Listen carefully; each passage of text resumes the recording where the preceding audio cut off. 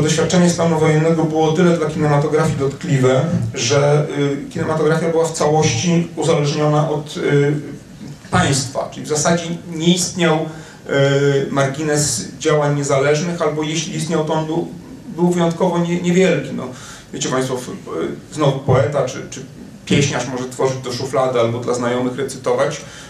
Filmowcy nie mają takiej możliwości. A te represje, które dotknęły kinematografię, były rzeczywiście dotkliwe.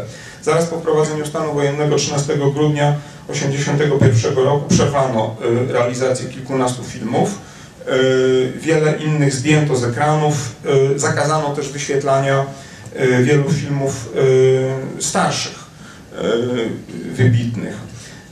Wycofano Człowieka z żelaza Andrzeja Wajdy z realizacji Oscara. Władze zawiesiły też działalność zespołów filmowych, czyli takich instytucji, przedsiębiorstw, w których wówczas filmy realizowano.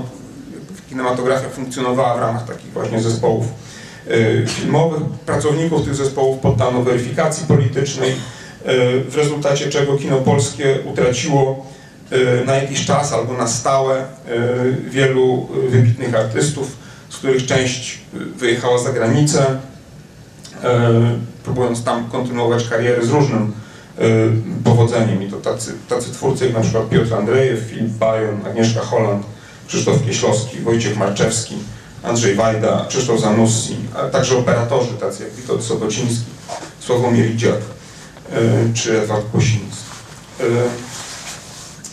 Warto przy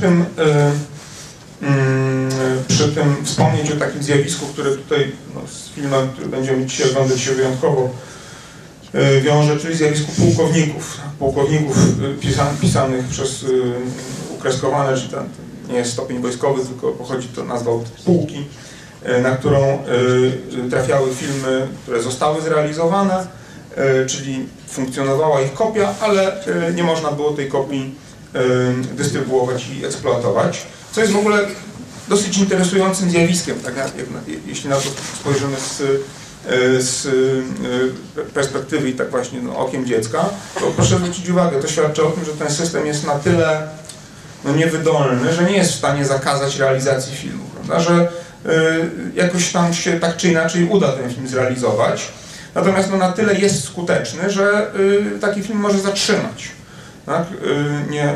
Nie pozwalając na jego wyświetlenie.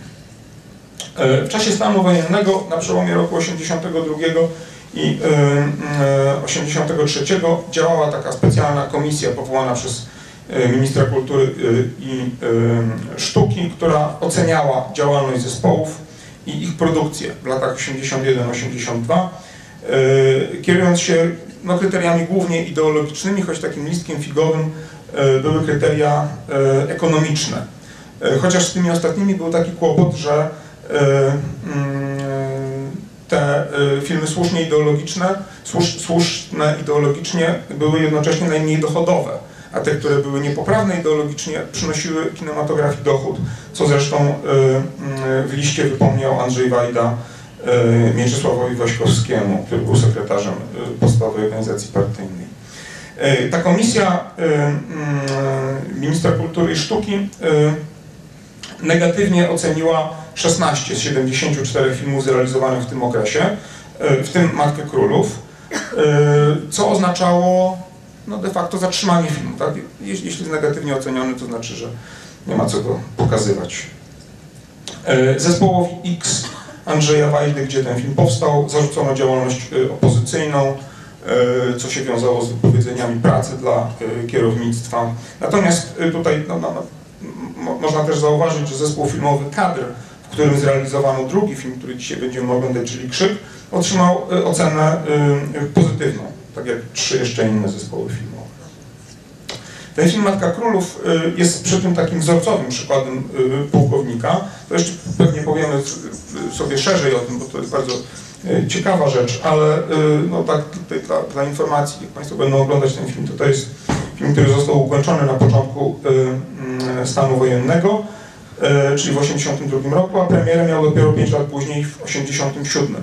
Więc z dzisiejszej perspektywy to 5 lat się może wydawać niewiele, prawda? Tam 82, 87, ale jak będą Państwo ten film oglądać i no, zastanawiać się nad nim, to proszę to wziąć pod uwagę, że to jest film, który można było zrealizować, czy zacząć jego realizację w roku 81, ale już w roku 82 nie można było go no, pokazywać, tak? Czyli ten system na tyle stwardniał, że tego rodzaju film nie mógł trafić do kin.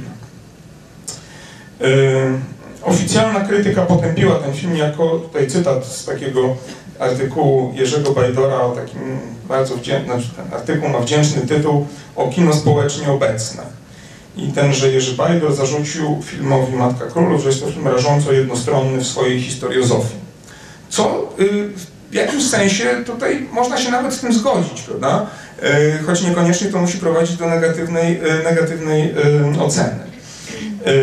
Ten sam krytyk opisywał inny film Janusza Zaorskiego, Dziecinne pytanie, jako dość infantylny lament na cześć sfrustrowanych młodych inteligentów ze sztucznie doklejoną strajkową puentą. No tutaj, to, jeśli Państwo mieli jakieś okazję ten film obejrzeć albo widzieli, no to tutaj już tego się nie da w żaden sposób nawet a rebours podtrzymać.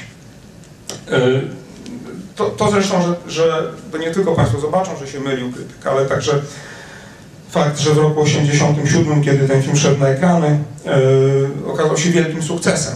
Zresztą ja sam pamiętam jakby, no, takie znaczenie tego filmu, ale ważniejsze jest to, że zdobył Złote Lwy na festiwalu w Gdańsku, zdobył nagrodę dziennikarzy na tym festiwalu, nagrodę jury młodzieżowego, nagrody za kreacje aktorskie otrzymały też główna aktorka Magda Teresa Wójcik, która tam odtwarza rolę tytułową, i Joanna Szczepkowska.